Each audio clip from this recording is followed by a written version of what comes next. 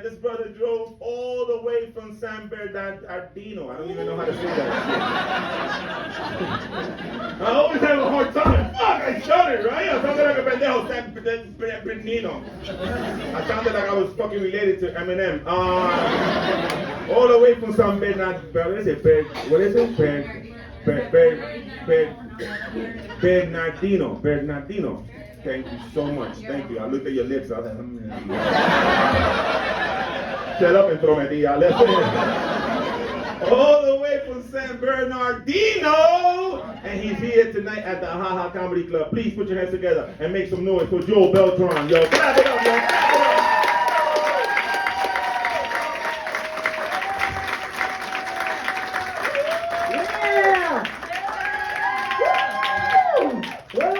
Bitches at tonight!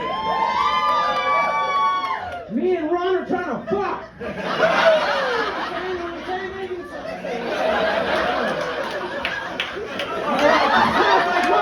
Smells like money, alright?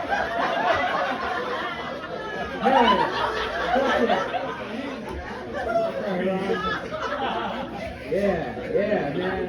I like to open up like that just to get the vibe from the audience. And sometimes I get like weird responses. Like he said I'm from San Bernardino, and I opened up like that in San Bernardino last week. And some lady way in the back was like, woo, right here! And just whipped out a titty. And she was like, if you're funny, you'll get to see the other one. I never saw that other titty.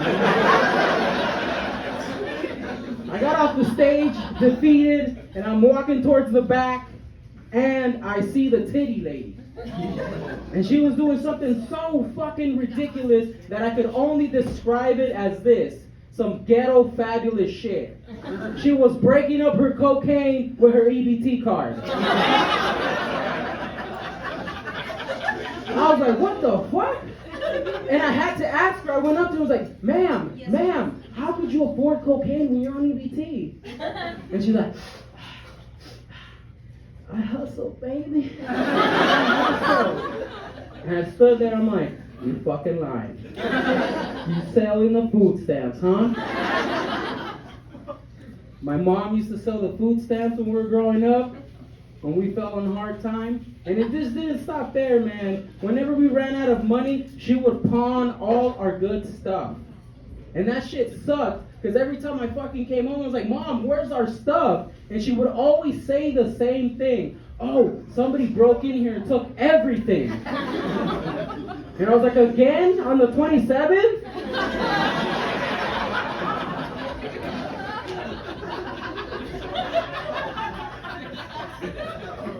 And then my little sister would walk in the room and was like, oh, it's okay, they're going to bring it back by the 15th. That shit sucked, man. I was a little kid walking home from school, and I had to just imagine what wasn't going to be there when I got home. Was the toaster going to be gone? The TV going to be gone? My dad going to be gone? That shit gave me anxiety, man.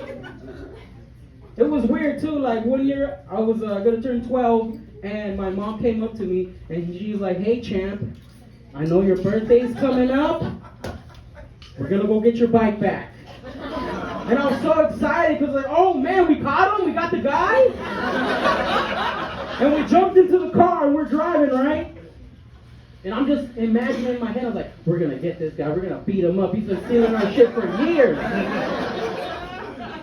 And there we are. We stopped in front of the pawn shop. And we walked into the pawn shop and we're walking in there. I'm like, hey, what the hell? Everything I've ever lost in life is in here. The TV, my Nintendo, the virginity my uncle stole. It was all in there. My mom was wild, man. She tried her best, man. She tried her best, you know. But we grew up poor, man, so fucking poor. We ate so many cup of noodles growing up. I had high blood pressure before I was 9. I couldn't tie my shoe and stand right back up without blacking out. I was like, turn off the lights. Oh, shit. It was wild growing up poor, man. You know who had it worse than me though? My little sister Melissa had it worse than me because I remember growing up, she wanted a quinceañera really bad, just like all the other little girls. But we were broke, we couldn't afford it, but we still wanted to throw it for her. So what we had to do is we had to save up for it. But it took us such a long time to save up in order to throw her this quinceañera. By the time that we were able to afford it, she was 18. She was married and had 2 kids. But we still threw her that quinceañera, man. It was weird. She came out in her baile sorpresa holding both her kids. La vaca, woo, la vaca, woo. It was wild, man. My dad, I miss my dad. He's not dead, but he's sober now. And I don't know that guy. You have to understand something. My dad drank my whole life. And about a year ago, he divorced my mom and remarried another lady with kids. And now, all of a sudden, he loves children. You know how much that hurt me inside? I was like, where the fuck was this at when I was 10? He's a weird dude, man. Like, he changed so much. I don't know this guy. He tucks his shirt in now. He votes. I'm like, you're illegal, big dog. What are you doing? That shit don't count. But he's a weird guy, man. Sometimes at night, when I miss my real dad, and I'm reminiscing, I'll call him up, and I'll beg him. I'm like, come on, Dad. Take up a couple shots, a couple brewskis for old time's sake. You could beat up Mom again. It'll be like Christmas again. Hey, don't freak out, ladies. My mom fought back. She beat his ass.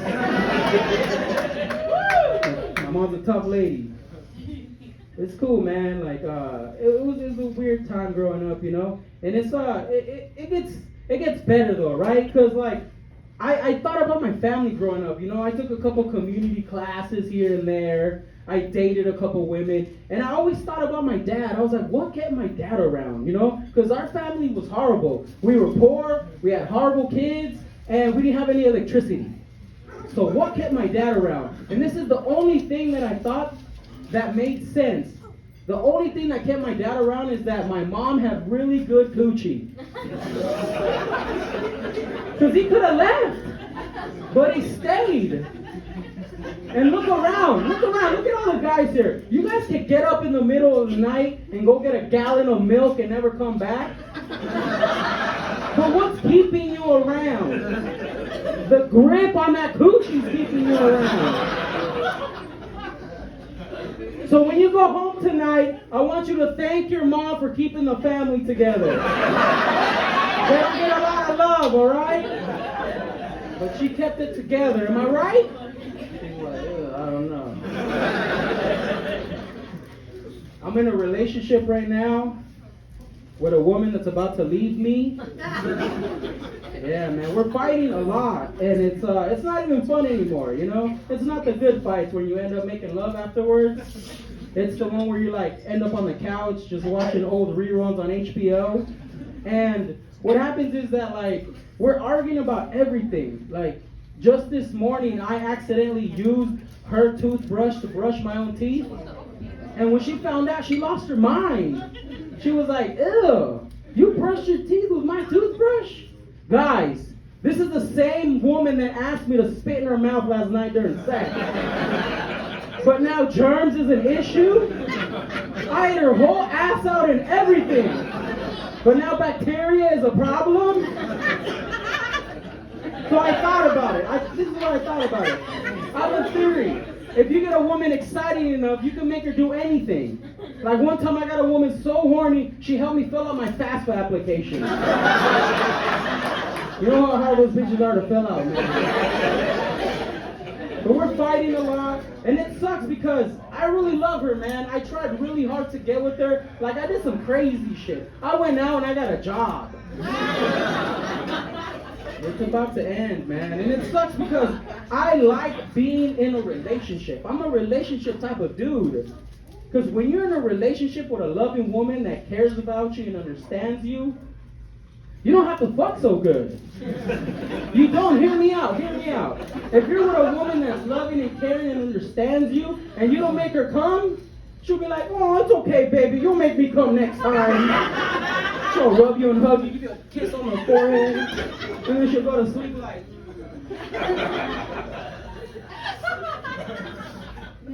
But if you're out there fucking like a dog, and you don't make these women come, they'll call the cops on you or something. I don't know. It's wild. But I've been with her for a while, man, and I really don't want to break up with her because we live at the same spot, and I got some important mail coming in, so I'm trying to keep it together. But she's also a good gal, and I'm trying to keep that relationship together. And one night we sat down and we started talking like, why are we fighting so much? What's going on? Let's get down to it, right? And the conversation got real deep and long into the night. And I hate that even though I'm being vulnerable with her and I'm expressing myself, she still is sneaky.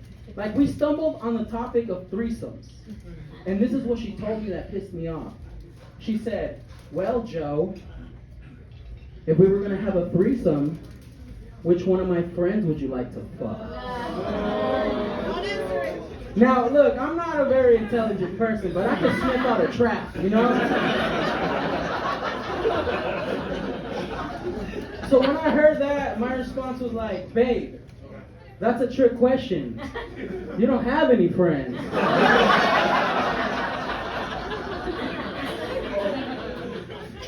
If the relationship does end, I just hope it ends in a good, positive way. Like, hey, put her there, we had a good time, I'll see you later, right? I hope it ends that way, because all my other relationships have ended up horribly, man. Like the one before her, that shit was crazy, dude. Because when a woman's about to leave you and she knows it's going to end, they tell you all the secrets and all the shit that they've been holding on for years. Like one girl, one time, she was like, you know what, Joe? I've been waiting to tell you this for 2 years. Your dick's little. Your mom's a bitch. And your dog's ugly. And I got so mad, I'm like, what did you say about my dog? Don't you ever disrespect my dog. And she took off. I think the worst way a woman ever broke up with me was this. We were arguing back and forth in my room, and she's like, you know what? I'm leaving. I'm getting out of here. She picks up all her shit. She's getting all her stuff. She's like throwing everything together, and she's about to open the door and turn the knob. And right before she opens the door, she turns, she looks at me dead in the eyes, and she said the coldest shit any woman has ever told me. She's like, Joe, I'm gonna fuck all your male friends. Do you have any friends? And I didn't want her to leave with the last word because I'm so petty. So I screamed out at the top of my lungs, not if I fuck them first!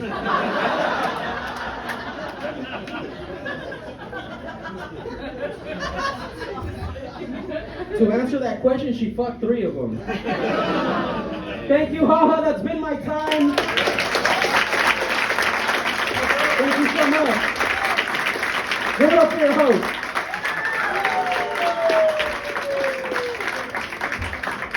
Come on, keep it going, y'all. Keep it going for Joe Beltran, y'all.